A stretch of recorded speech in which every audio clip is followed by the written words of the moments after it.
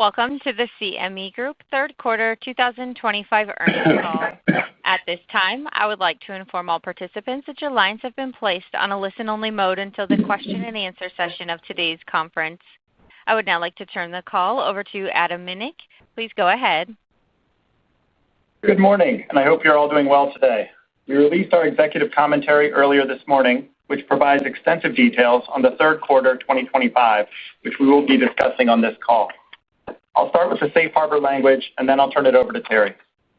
Statements made on this call and in the other reference documents on our website that are not historical facts are forward-looking statements. These statements are not guarantees of future performance. They involve risks, uncertainties, and assumptions that are difficult to predict. Therefore, actual outcomes and results may differ materially from what is expressed or implied in any statement. Detailed information about factors that may affect our performance can be found in filings with the SEC, which are on our website. Lastly, in the earnings release, you will see a reconciliation between GAAP and non-GAAP measures following the financial statements. With that, I'll turn the call over to Terry. Thanks, Adam, and thank you all for joining us this morning. I'm going to make a few brief comments about the quarter and the overall environment. Following that, Lynn will provide an overview of our third quarter results. In addition to Lynn, we have other members of our management team present to answer questions after the prepared remarks. The third quarter average daily volume of 25.3 million contracts represented the second highest third quarter average daily volume in our history, following the record quarter a year ago. Customers continue to turn to our markets to manage their risk exposures, as demonstrated by year-end open interest of 126 million contracts, the highest open interest at the end of September in the last 5 years, and continuing to grow in October. We also set records in large open interest holders in interest rates, equity indices, and cryptocurrencies in September, despite a general pullback in volatility across asset classes during the quarter. Our team remains focused on future growth and innovation, including the extension of our product offerings. Our crypto complex traded a record 340,000 contracts per day in the third quarter and was up over 225% relative to a year ago. This growth was aided by the early success of Solana and XRP futures, which were launched earlier this year. Other new products with record volume in the third quarter include credit futures, 1-ounce gold futures, and agricultural weekly options. We also introduced trading opportunities that facilitate stronger links between cash and futures markets. FX Spot Plus, which was launched earlier this year and provides the benefits of futures capital efficiencies to spot market participants, set new volume records in every month in the third quarter. BrokerTec Chicago, launched just 2 weeks ago, is also off to a strong start and enables participants to trade futures and cash products side by side at our facility here in Chicago. Going forward, innovation will continue to be a key driver of our performance and our ability to serve clients in an increasingly complex and volatile global market. During the quarter, we announced the upcoming extension of our cross-margin agreement with DTCC to enable increased margin savings to end-user clients. We are also pleased to announce the extension of our FTSE Russell Index derivatives license through 2037. This announcement will ensure the continuity, efficiency, and value to our clients, along with our other suite of equity products. Additionally, we announced our intention to offer 24/7 trading of cryptocurrency futures and options beginning early next year. Finally, we announced a partnership with FanDuel to develop and distribute event-based contracts beginning later this year, which we look forward to talking to you about today. While we are proud of our record results we have delivered the last several years, our focus will always be on the future needs of our customers and how we can continue to evolve to meet those needs. With that, I'll now turn the call over to Lynn to review our financial results in more detail.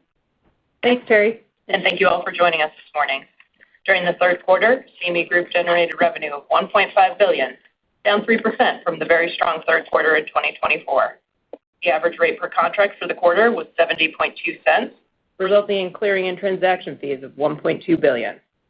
Market data reached a record level, delivering over $200 million in quarterly revenue for the first time, up 14% to $203 million. Continued strong cost discipline led to an adjusted expenses of $487 million for the quarter and $405 million excluding license fees. Our adjusted operating income was $1.1 billion, or a 68.4% operating margin for the quarter. CME Group had an adjusted effective tax rate of 22.6%. Adjusted net income and adjusted diluted earnings per share came in at $978 million and $2.68 per share, both slightly above the extraordinarily strong third quarter last year, and represented the third highest quarter of any in our history. Capital expenditures for the third quarter were approximately $19 million, and cash at the end of the quarter was approximately $2.6 billion. CME Group paid dividends of $455 million in the third quarter and approximately $3.5 billion over the first 9 months of the year. Turning to guidance, we expect total adjusted operating expenses for the year, excluding license fees, to be approximately $1.625 billion. That's $10 million below our prior guidance and a total of $25 million below our expectation to start the year. All other guidance remains unchanged. We're proud of the continued strong results the firm has delivered during the quarter. During the first 3 quarters of 2025, CME Group reported the 3 highest quarterly adjusted net income and adjusted diluted earnings per share in our history. Year-to-date 2025, we have grown adjusted earnings per share by 9% over a record 2024. We continue to see strong customer demand for our products, as demonstrated by growing open interest and new records in large open interest holders. Our focus remains on driving earnings growth for our shareholders by expanding our customer base, serving the needs of our clients through innovative products, and providing unmatched capital efficiencies. We'd now like to open up the call for your questions. Thank you. At this time, if you would like to ask a question, please press star 1. Please press star 2 if you would like to withdraw your question. Again, that is star 1 to ask a question. Our first question comes from the line of Dan Fannon with Jefferies. Your line is open. Thanks. Good morning. Terry, can you talk about your long-term retail strategy? This quarter you announced the partnership with FanDuel. You obviously have your micro complex. As you think about your offering today, do you think you can scale this offering organically to where you want it to be, or is this an area where we could see potential M&A? It's a good question, Dan, and I will tell you that the strategy evolves. I don't think that a lot of people would have seen what we saw happen over the last 5 to 7 weeks as it relates to prediction markets in the NFL with retail, and they had that penciled into their analysis a year ago. So my point being is this market is ebbing and flowing every single day. Our strategy is one, and I've talked a lot about it, is distribution and efficiencies. I think that the announcement with FanDuel is very important for CME. We're looking at 13 million potential accounts that will have access to CME's products, but more importantly, have access to have a view of CME and our distribution of our product lines for the future. As we work with our retail brokers today who have continued to grow, and if they didn't, you'd have to wonder why certain people's valuations are going up dramatically. So you look at the sale of like a Ninja Trader to Kraken for a very large sum, that goes to show you that the retail business seems to be doing quite well in our industry with the valuations being put on them. We are in a very strong position. I will say this, and I'll say it again. I haven't said it in a while, but in 2017, when we went forward with Bitcoin, a lot of people thought, well, what are we doing? I think that our credibility of our institution, which we protect very mightily, is very important to the institutional participant who wants to also participate with retail in some of these newer asset classes. And that's something I think that we can work with and partner with, some of the new retail entrants coming in, whether they're in the prediction market side, whether they're in the gaming side with our partner of FanDuel, or whether they're Robinhood or others that are opening up futures accounts by the second. So our retail strategy is vast, it's global, and I think it's going to continue to grow.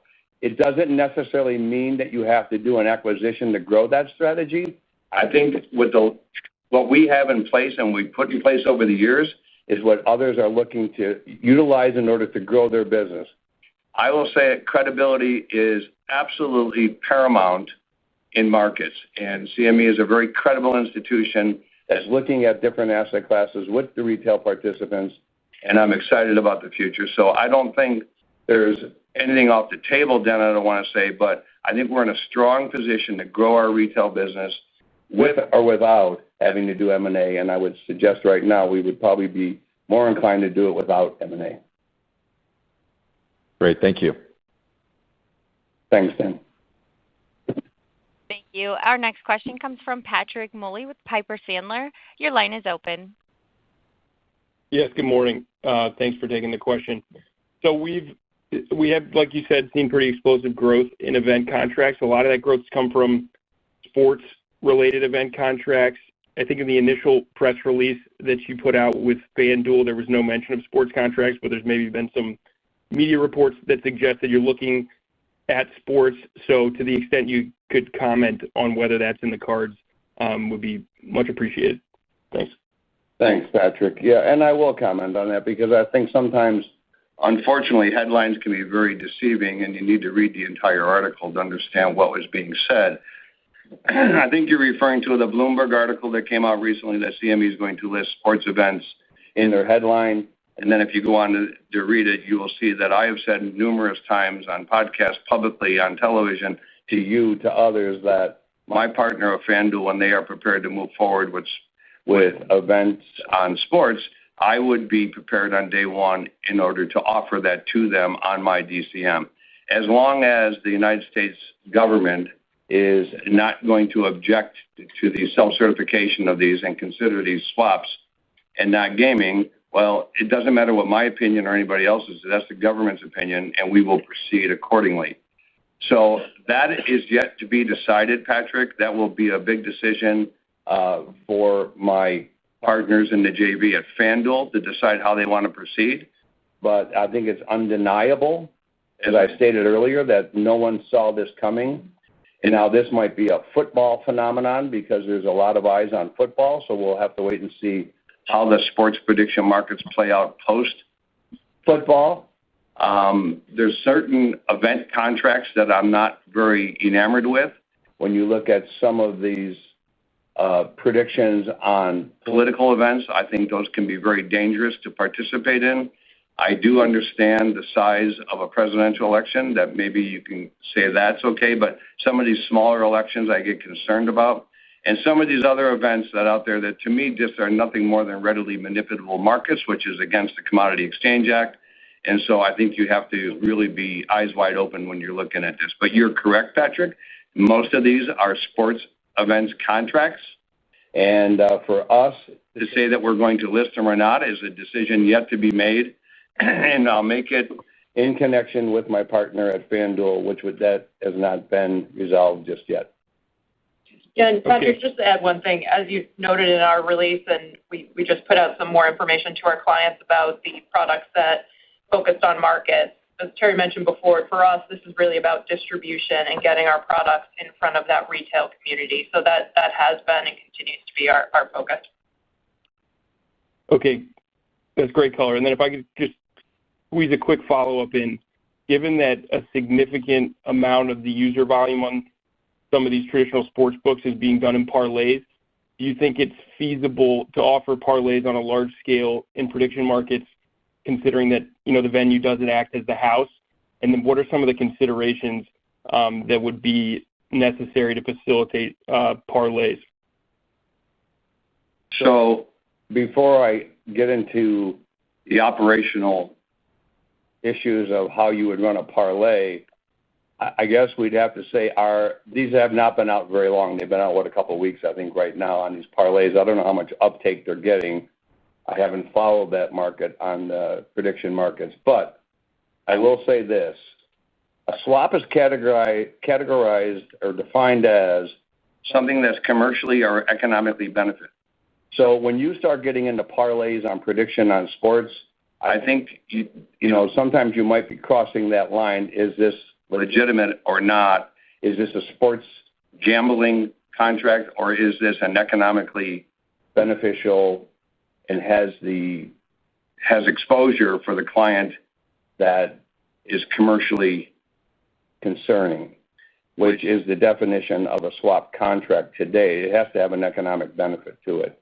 So I'm not sure how they're looking at these parlays at the agency. I have not spoken to them. The government's been closed.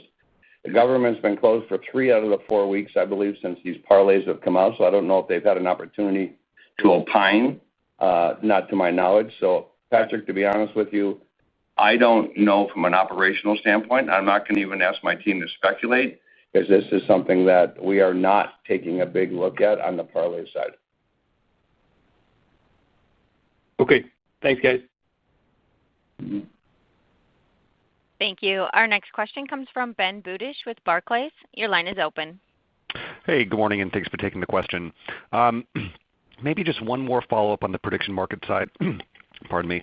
Just as you think about the range of contracts you might offer over the next several years, it does seem like there's some differences to your traditional product suite, more frequent events that might require different kinds of data feeds. Is there anything structurally different about this market that might necessitate like a higher or lower operating margin, higher spend? Does it require more advertising to reach retail customers? Does it require more frequent listing of new contracts that aren't as long tenured as things like your WTI contract and SOFR contracts? Just curious how you're thinking about those other sort of operational aspects. Thanks, Ben. And you're only strictly speaking about events on markets, not on sports, correct?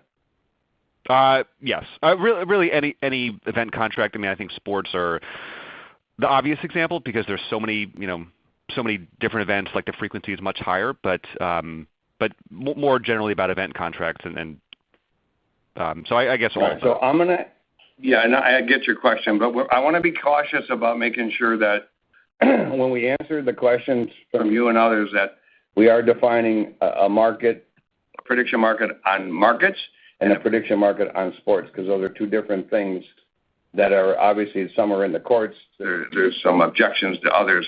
Prediction markets on markets is allowed in all states and is not being contested in any states or opposed, I should say. So, Tim, I'll let you talk about that on the operational side, and on the sales side in the promotion of. I'll ask Julie Winkler to comment as well. Great. Thanks, Terry, and thanks, Ben, for the question. So I think even when we look at the product announcement we put out the last few days with respect to the event contract offering at CME Group on our traditional benchmark products, we are introducing things such as hourly event contracts. We're introducing multiple event contracts throughout the day across our traditional markets as well as Bitcoin and Ether. So when we look at what makes CME Group a very useful tool for our clients across all customer segments is we have tremendous amount of scale both on the operational and technological front that we have the capabilities to list these event contracts intraday. We scale very well in terms of whether you look at it as our existing option complex where we have options in every asset class on every day of the week. The ability to meet the customer demand for where they want to trade these events throughout the day is something that we're well established at doing at CME Group, and I think, frankly, differentiates us in the marketplace and why customers come to us. And then when you look at the scale that we have, both from the operational aspect, the clearing aspect, as well as the distribution we have with over 130 retail partners, this is something we tap into with every new product launch that we do, whether it's an event contract or an institutional-grade new equity index contract. So the way we approach building markets is to leverage the scale we've built over the last several decades, and this would be no exception with respect to event contracts. Julie, you want to comment about how the cost of going forward of promoting these products in this asset class? Yeah, thanks for the question, Ben. How we think about this, I mean, we have 130 of these critical distribution partners that Terry referenced earlier. And when you think about that customer journey, those partners are the ones that are responsible for opening the accounts for those retail accounts, onboarding them, doing the KYC. And so for us, we certainly have cooperative marketing agreements with them to help, particularly with what Tim was referring to, new product launches. But in general, those firms are going to continue to spend money well above that in order to attract new clients to their platform. So we don't see a demonstrable change in that spend going forward to be able to offer these products. Thanks, Julie. Thanks, Tim. Ben, and also to Dan and Patrick, I want to be perfectly clear when it comes to sports events. CME Group is not opposed to listing sports events on our contracts, on our DCM. What is critically important is the federal government has to make certain that they approve these contracts. I won't sit on the sidelines. It doesn't matter what my opinion is, if what these are or not they are. If they are allowed, CME will participate in some way if we think it's the right thing to do for our clients and our ecosystem as it goes into what Dan was referring to earlier, our total retail strategy. So I just don't want you to think I'm dancing around the question. I'm not. We will be prepared. We're operationally ready to do this stuff. The question is, we want to make sure that our partners are good to go and this is the right thing for us. So we don't have an opinion to a point where we're not going to do it because we think they're gambling, or we're not going to do it because certain people didn't ask us. If the federal government allows it, we will be taking a strong look at listing these markets. I just want to make sure everybody's clear on that we're not shying away from that. All right, understood. That was Thanks, all very Ben. Yeah, thank you.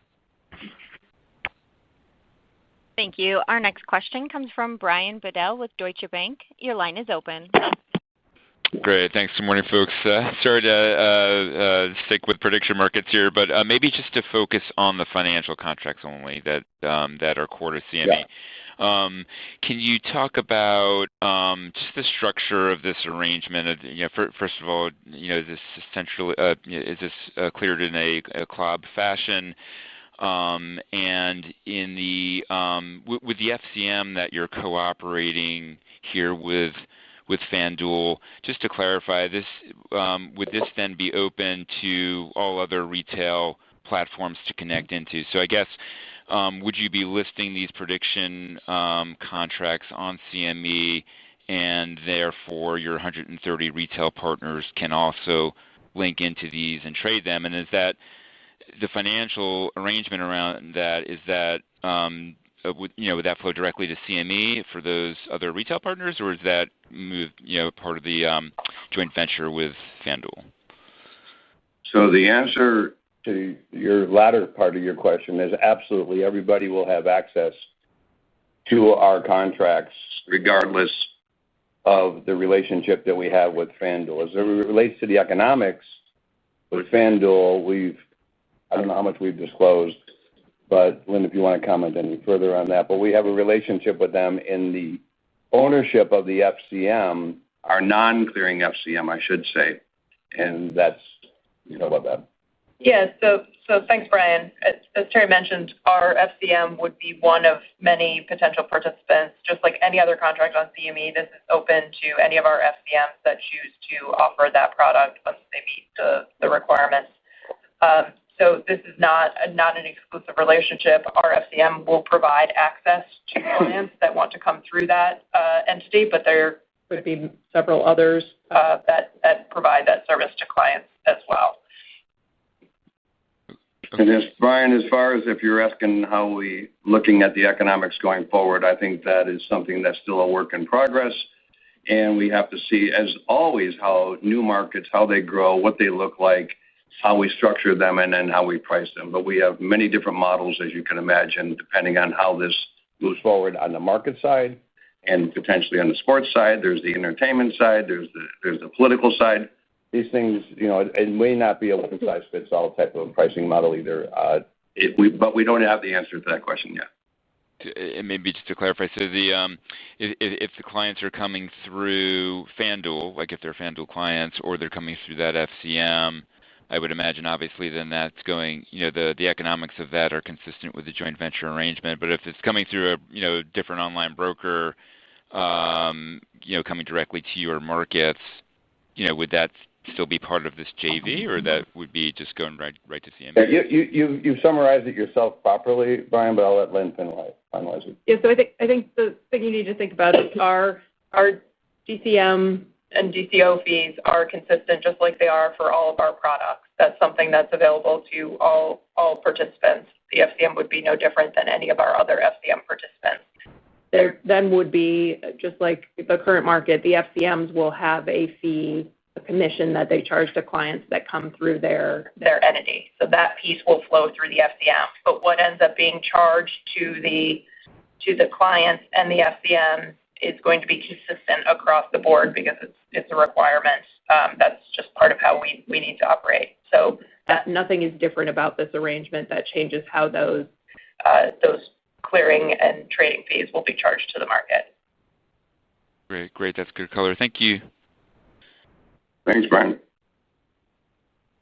Thank you. Our next question comes from Ken Worthington with J.P. Morgan. Your line is open. Hi, good morning. Thanks for taking the question. I'm not going to ask on predictive markets. Come on, Ken. You know you got one. Energy volumes were down this quarter after a long run of really strong growth, like more than a year. With geopolitical risks stabilizing and moderating, I guess, what is the outlook for growth for energy, particularly in the context of particularly strong volumes you had earlier this year? And then what are the factors that might be driving share shifts in oil and gas markets? Because we've seen share move around more recently. Thanks. Yeah. Hey, Ken, it's Derek. Thank you. We are certainly seeing a market that let's be honest, over the last 2.5, 3 years, we've seen WTI trade in effectively $10 range. I think we had done a lot to develop and grow and expand participation in our energy markets overall, particularly in crude. You've seen us push out growth in our options complex, shorter dated options in low volatility environments. Those have proven to be very successful tools for adapting to a different volatility environment. We actually set some new records in volume and short dated options over the course of WTI early this year. You've also seen us push out very successfully our record growth in our crude scrapes contracts, which actually put a moat around our physical WTI business as WTI continues to globalize, where you see growth in our complex year to date in crude oil specifically. We're seeing that most effectively in Europe and Asia, where we continue to see double-digit growth there as U.S. crude and refined hits the shores of Europe and APAC, and more customers in those geographies are trading our products. When you look at the share shifts this quarter, we've actually seen WTI futures shift back to CME. I think we're at 76% for Q3. That's up from 74% last quarter. We are maintaining our roughly 91% share in our WTI options markets. We continue to innovate there. When you step back and look at the broader drivers, there were very much some the geopolitical tensions earlier this year that drove activity. When you look at the year-to-date business in both crude and refined as well as natural gas, both those complexes are up about 10-11%. When we look at Q3 specifically, while WTI drifted a little bit lower, that sequentially saw some decrease in growth. Lower volumes across the board for everybody. We saw share shifts back into CME. Where we're really focused right now is the natural gas business. Even in Q3, we saw our natural gas complex grow 2%, led by nat gas options up 12%. When you look at the continued record amount of liquefaction and export of U.S. LNG today at 15 or 16 BCF, that will go to almost 25 the next 3 years. That means more U.S. gas priced and indexed directly to Henry Hub, the market that we've got 79% share of, continuing to globalize. So, we see very much energy a part of the overall picture. Natural gas is not just a transition fuel, it's a fuel for the future. So whether you look at the strong growth in our OI this year, continued growth in the innovative part of the curve that we've built and developed on crude, and the continued push into natural gas, we think we're answering customer need and growing globally. I'm confident that we can continue to do that as the world consumes more U.S. energy product. Great. Thank you very much. Thanks, Ken. Thank you. Our next question comes from Chris Allen with Citi. Your line is open. Yeah, morning, everyone. Wanted to ask about the OSTRA sale. What are the proceeds after tax? And then how are you thinking about capital deployment here, given your buyback flexibility, current stock price, and balancing that versus the fifth dividend? Thanks, Chris. I'll let Lynn comment start, and then I'll join in when she's finished. Yes. So, Chris, the proceeds from the sale were about $1.55 billion. The net proceeds are going to be very similar. We were able to bring back some cash from the equity as well, so I would use that as your starting point. In terms of the use of those proceeds, we are bringing a recommendation to our board in the coming weeks. We certainly have a number of valves in place that we can use, but we want to, given the current environment, make sure we've done a full review with our board on the potential uses of that capital. And, Chris, I think it's really important that I think everybody understands our debt to EBITDA is, the lowest in the sector. We have been very disciplined, making sure that we don't have a lot of debt. We've been able to grow organically. We've been able to do things, whether it's to JVs, whether it's to partnerships that are not multi-billion-dollar investments. So we've been very blessed to grow our business with that respect. The examples being one with, obviously, Google, the other with FanDuel, and some of the other things that we're continuing to focus on. So we understand that we don't need to be sitting on mountains of cash like this. So I don't want to front-run my board by any stretch of the imagination. So we will be looking forward to bringing in a proposal that how we return that capital very shortly to you and the rest of the team. Thanks. Thanks, Chris. Thank you. Our next question comes from Michael Cyprys with Morgan Stanley. Your line is open. Hey, good morning. Thanks for taking the question. Wanted to focus on 24/7 trading. Understand in crypto markets you're going to be enabling that early next year. I was hoping you could elaborate on some of the hurdles you've had to overcome. And what could be the scope to enable 24/7 trading for other products? What could make sense next, the time frame around that? And then just more broadly, how do you think about the role of tokenization as a catalyst to support 24/7 trading over time? How are you experimenting with that today or may over the next year or so? Michael, thank you. All three of those are very good questions, and I'm going to take them in reverse order because in order to get 24/7 and do some of the things that you referenced, you need to have potentially a tokenization of tokenized cash in order to facilitate. So I will ask Ms. Sprague to give you a little update as our project with Google on tokenized cash is looking, how we're going with that, and then she can even go into the 24/7 from a risk management standpoint. We'll save the other products for myself, and I'll talk about that at the end. But maybe Suzanne and Sunil can comment on the operational and then the tokenized cash. Yeah, sure. Thanks for the question. So as Terry mentioned, we do know that tokenization is a hot topic, and we've been fortunate to be partnering with Google over the past few years towards that initiative. So we do continue to progress our efforts with them, starting with tokenizing cash to begin with. The technology that they bring to the table through the Google Cloud Universal Ledger does enable tokenization of other types of assets, both on the product side and the collateral side. So we plan to continue progressing with our initial phase, tokenizing cash, through the end of this year and enabling that for go live in 2026. That will allow the value outside traditional banking hours, starting with cash and then potentially other assets in the future. That is an important element to risk management, as Terry mentioned. On the general risk management side, we also think it's prudent to make sure that the collateralization in the system supports those exposures that can accumulate, especially over the weekend. And so our approach will be to make sure that collateralization in the system is consistent with the risk that participants can bring over the weekend, just how we monitor that activity today, knowing that markets open on Sundays, for example. So we look forward to the offering, building in many phases, and think that the tokenization efforts we have underway with Google are timely and being able to roll that out for 2026 as well. Sunil, everything that? On the operational side, I think we were the first exchange to operate 23 hours every day of the week. Here, we're just adding additional sessions over the weekend. We are well positioned to do so, especially because of our investment in our Google transformation.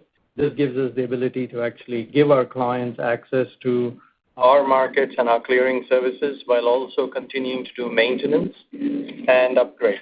So that's the challenge that not just us, but our industry has to overcome to provide 24/7 services across markets and clearing. And Michael, as it relates to other asset classes, I have said this for a while now that I think 24/7 is coming across the world, whether we like it or not. And again, this is not something that we're leading.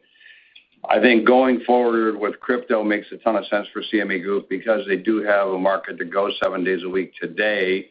We do have the reference rate pricing associated with it. There's cash markets that are facilitating 7 days a week. Some of these other asset classes, there's not been a huge conversation or a demand coming from them to go 24/7. It doesn't mean that won't change. I think we'll have to do a wait and see how it comes out with crypto to begin with. Again, I don't know if we'll be a leader or a fast follower on other asset classes on 24/7. We'll analyze that as time goes on, but I will tell you there has not been a big demand coming from my other asset classes to trade on 7 days a week. There's a cost associated to the FCMs. There's a cost associated to many different entities that they're not quite sure if the squeeze is worth the juice, as they say. So we're waiting to see how all that plays out. So we're not saying that's not going to happen, but we're not leading with that, obviously, and we'll keep a close watch on that. But I will tell you what, we will always be prepared if, in fact, that's where the market's going. Got it. Thanks for all the colors. So it sounds like you're preparing for 24/7 to be in the position. For that, would that be for next year? But seems like you're waiting maybe for client interest before you pull the trigger on it. Is that we're prepared for 24/7 for crypto for 2026. I would say that internally we've looked at other asset classes if, in fact, we needed to go there or wanted to go there or there's a demand to go there. I think operationally, Sunil said it right, where we're 23.5 hours a day, 5.5 days a week now, 6 days a week, I guess, with Sunday. So we are basically there if we wanted to go there, so we have to add in Saturday, and it's just adding in a couple sessions. The question is, what's the cost associated with for the client, and what's the demand for the client? So I don't see a big hurdle with talking to my team if, in fact, we wanted to go to these other asset classes. But again, there's other factors that take in place. The U.S. Treasury market might be different than the ag market, and the ag market might be different than the equity market. You have to align with different associations, different cash markets, what they want to do, not do. Where the crypto market is pretty much a natural right now because of the structure it has in place. Great. Thank you. Thank you. Thank you. Our next question comes from Alex Blostein with Goldman Sachs. Your line is open. Hi, good morning. This is Anthony on for Alex. I wanted to hit on collateral balances and to what extent maybe you're seeing the 30% cash minimum affecting client allocation decisions, and if you could give an update on what that looked like in the third quarter and what that stands at now. Thanks, Anthony, and I'll let Lynn comment. Sure. So our averages in the third quarter for cash, we averaged $135 billion, and we earned 33 basis points on that. On non-cash collateral, we averaged $156 billion, earning 10 basis points. So far in the first half of October, the cash balance has been fairly steady. We're at $134 billion on average, and the non-cash has ticked up a bit. We're at $164 billion on average. Thanks. Yeah, so if you look at the percentage, the 30% minimum, we are still seeing a bit more in cash. So this third quarter, we're at about 46% in cash. That's obviously a customer decision on how they want to allocate their collateral. We also have seen in past volatile times where we might see more cash up front, and it might kind of normalize over time. So I wouldn't be surprised if there's a little bit more optimization going forward, but it's held pretty steady at that mid-40% last quarter and this quarter.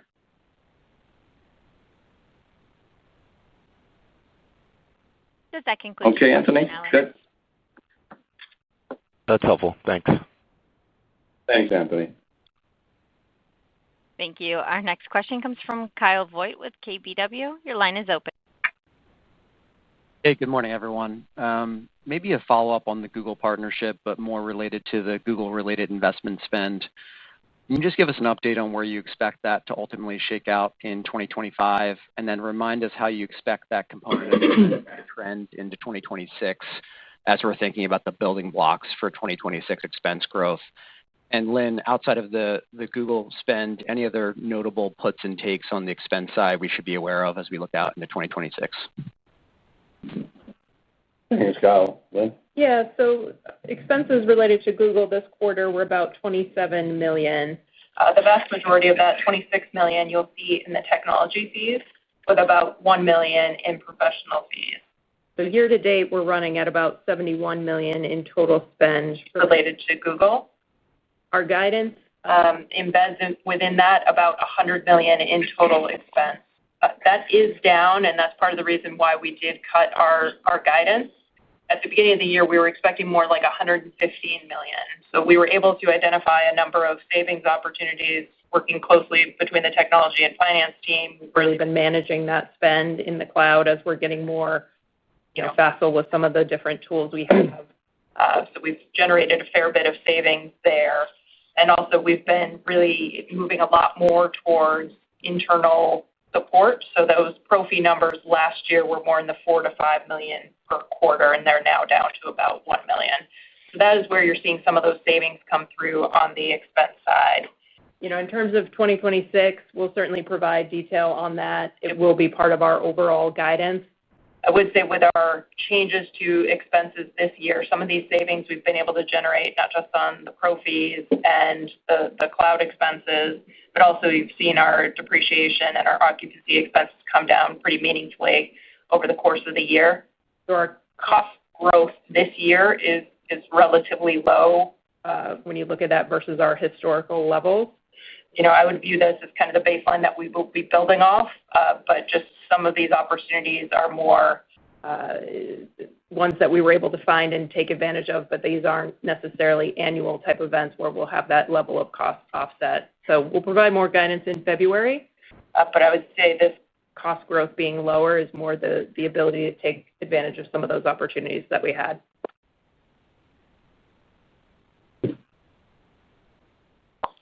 Thank you, Kyle. Thank you. Our next question comes from Simon Clinch with Rothschild & Co. Your line is open. Hi, everyone. Thanks for taking my question. I was wondering, maybe, Terry, if you could talk about the BrokerTec Chicago and just give us a sense of, I guess,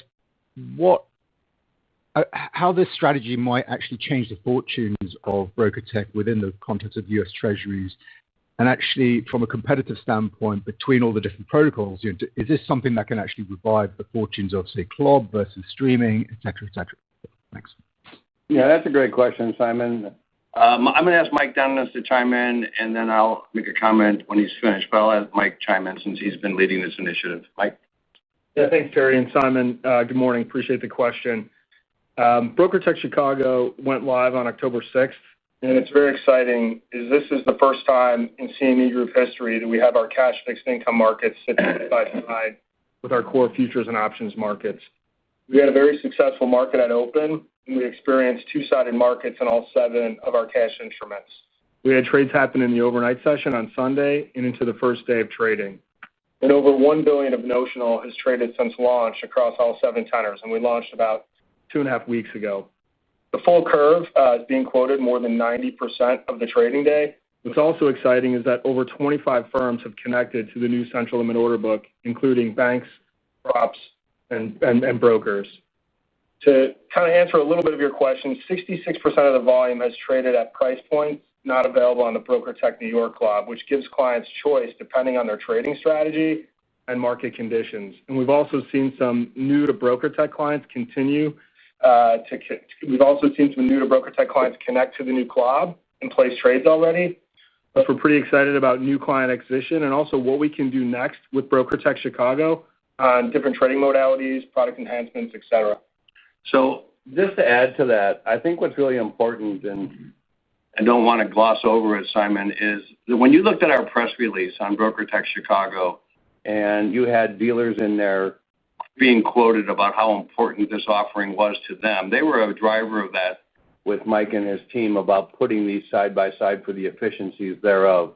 As you know, you referenced it in your question, the Treasury market can go to multiple different places. But when you have some of the largest participants in the world looking for this type of offering from CME Group, which we gave them, it does attract other participants, which Mike referenced from the props to the hedge funds. So we think this could continue to grow, and we're excited by the leadership of the dealers pushing this going forward. So We're excited by BrokerTec Chicago and what we think it can do for our cash franchise, which in return will help grow our futures franchise. Great. Thank you very much. Thanks, Simon.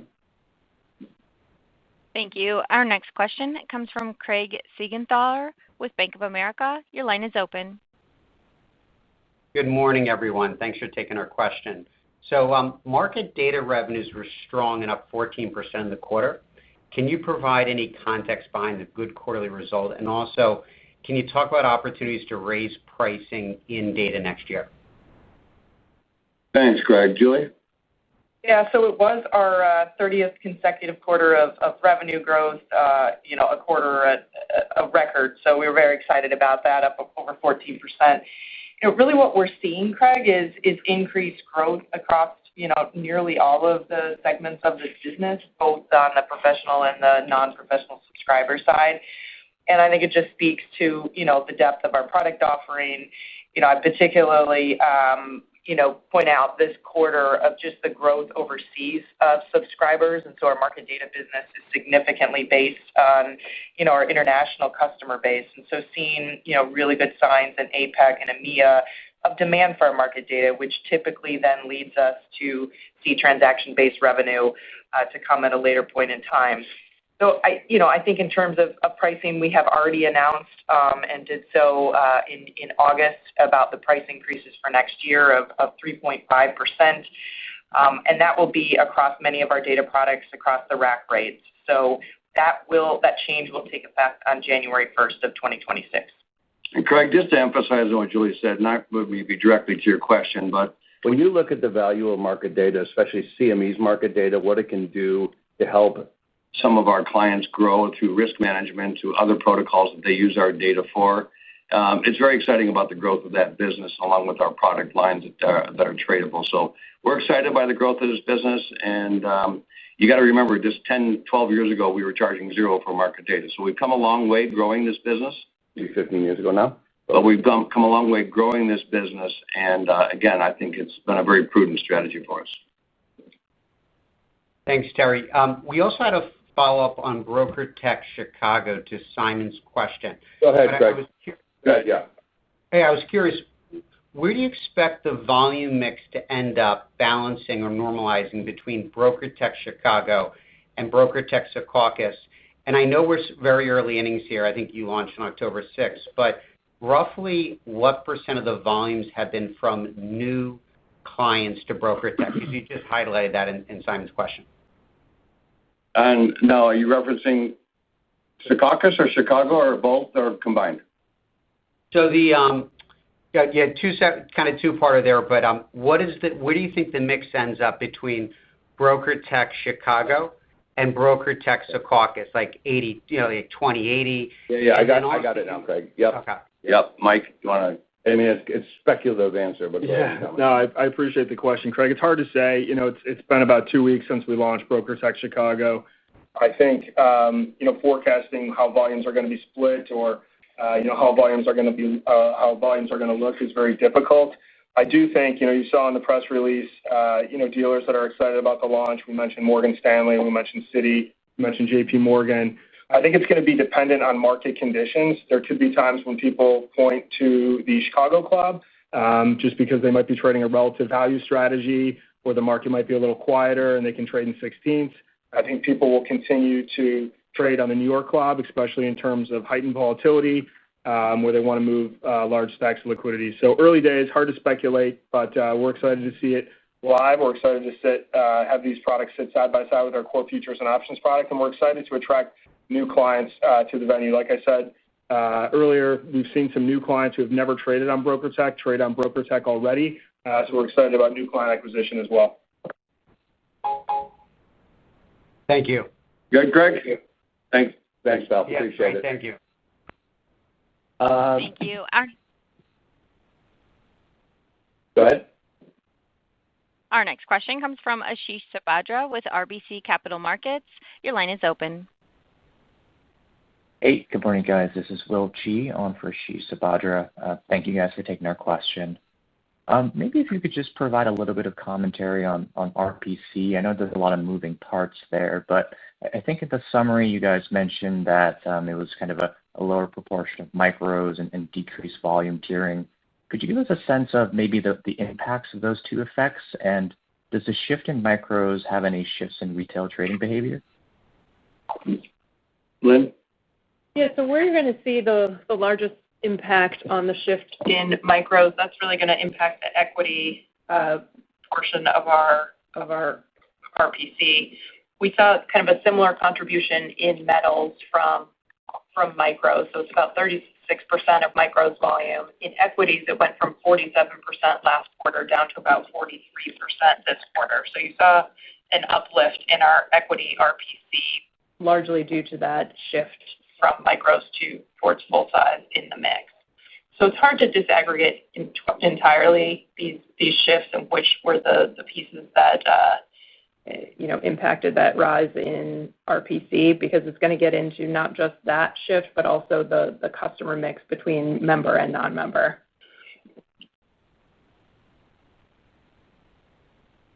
Got it. Thank you very much. Thank you. Thank you. Our final question comes from Michael Cyprys with Morgan Stanley. Your line is open. Oh, hey, thanks for taking the follow-up. Just wanted to ask about credit futures. I was hoping you could elaborate on the progress there, how you see the use cases versus other alternatives in the marketplace, and if you could elaborate on some of the steps that you're taking to broaden out user engagement in credit futures. And then more broadly, as you facilitate a stronger link between cash and futures markets and rates and FX, I guess to what extent might connectivity with cash credit markets make sense to enhance client value and support growth? Thanks, Mike. Mike Dennis, Yeah, Michael, it's a great question. I'll talk a little bit about credit futures and kind of some things we're thinking about in the cash markets. We highlighted a cash market initiative, BrokerTec Chicago. I'll ask Tim McCourt to talk about another cash market initiative we had this year, FX Spot Plus. For credit futures, we saw strong growth this quarter in credit futures. OI hit a record in September. The outreach with Julie's team, the CDNS team, has been very strong. There is a great mix of clients that are reaching out to the CME, who we're reaching out to talk about credit futures, many asset managers, hedge funds, banks, and props. What we're hearing from the customer base is that our central limit order book for credit futures is very liquid, and there's tight bid-ask spreads. And credit futures are just an extremely valuable product for the fixed income markets place because it allows asset managers greater flexibility in managing credit exposure. And these products are unique. We have margin offsets for Treasury futures as well as S&P 500 futures. So we're excited to see this product growing, and feedback from our clients has been very positive. We have about 300 sales opportunities in the pipeline for credit futures. So those 300 opportunities are across all different client types. It takes time for folks to onboard often for products, but we're very happy about the trajectory. And Tim, I don't know if you want to share a little bit on FX Spot Plus. Sure. Thanks, Mike. I think a consistent theme that you've heard in our opening remarks is around continued product innovation and meeting customers where they are to make sure they have the risk management tools they need to access our markets and manage the risks. And I think certainly credit futures is a great example of that. And another one we mentioned where it's really about bringing these markets together and offering new transactional handshakes to allow clients to access our market is FX Spot Plus. That is something we launched back in April. And since its launch, over 70 entities have traded on FX Spot Plus, including 40 banks, the majority of which have not previously interacted with the FX futures market. And as Terry mentioned, off to a great start where we had a single-day record of over $5.6 billion on September 11th. We've had single-day volumes exceeding $5 billion for Spot Plus over 4 days throughout September and continue to grow from here. So I think when you look at the innovations we've rolled out over CME, we continue to introduce new products, new offerings, and combining cash and futures markets to make sure our clients can access all the liquidity they need during these continued uncertain times when they might need it the most. And Mike, I think is interesting is when you look at the U.S. corporate or the U.S. debt today at 37.5, 38 trillion going to God knows what, and that market versus the corporate market, people are deciding where they want to participate. Do they feel more comfortable in a corporate bond versus the U.S. government? Okay, I'm not so sure they do, but because there's such leverage in both right now or such debt in both, it's a very interesting dynamic the way I look at it. So I think both of these different markets between the cash U.S. Treasury market and the corporate for the credit markets will be very active over the next several years as we continue to go through these cycles of high valuations of corporation on the stock market and then the demand for people needing to sell debt. So it'll be quite fascinating to see how this all plays out. Great. Thank you. Thanks, Mike. Thank you. Thank you. I would like to hand the call back to management for closing remarks. Well, thank you all very much.